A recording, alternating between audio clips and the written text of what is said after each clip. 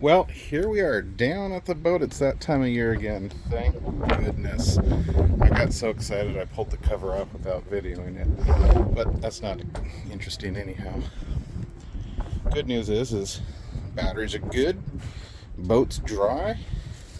So the new cover worked wonderfully over the winter and the heavy rains. It doesn't stink. It smells good. That's awesome.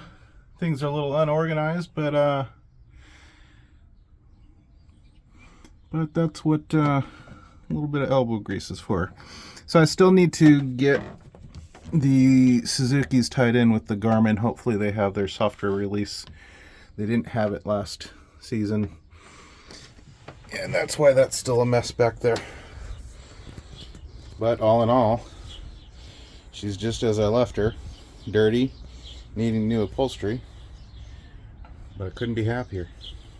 Can't wait to get on the water. Alright, so here's what we're doing today. We're going to finally install this swim step ladder.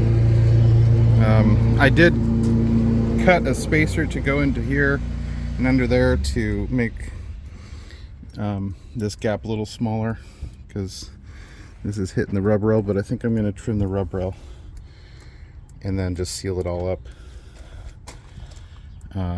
And not use spacers. So let me get this all measured out, cut, and put in.